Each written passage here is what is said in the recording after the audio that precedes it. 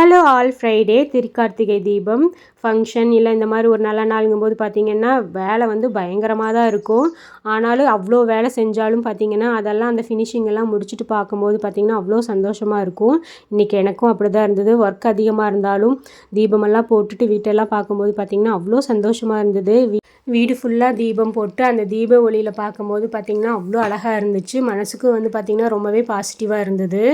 தீபம் பார்த்திங்கன்னா 3 நாள் தொடர்ந்து போடணும். முதல் வந்து பரணி தீபம், 2வது திருக்கார்த்திகை தீபம், 3வது பார்த்திங்கன்னா பாஞ்சாத்திர தீபம். முதல் நாள் வந்து பரணி தீபத்துக்கு 5 தீபம் போட்டு பஞ்சபூதங்களுக்கு நன்றி சொல்கிற விதமாக போடணும். 2வது நாள் திருக்கார்த்திகைக்கு 27 தீபம் போடணும். அதாவது 27 நட்சத்திரங்களை குறிக்கிறது இல்லைங்களா, அதனால். 3வது நாள் வந்து பாஞ்சாத்திர தீபம் குறைஞ்சபட்சம் 17 விளக்காவது போடணும். எங்கள் வீட்லேயும் திருக்கார்த்திகை தீபம் நல்லபடியாக போட்டாச்சு. இந்த வீடியோ உங்களுக்கு பிடிச்சிருக்குன்னு நினைக்கிறேன். பிடிச்சிருந்தால் லைக் பண்ணுங்கள். இந்த மாதிரி நிறைய வீடியோஸ்க்கு என்னோடய பேஜை ஃபாலோ பண்ணிக்கோங்க. பாய்.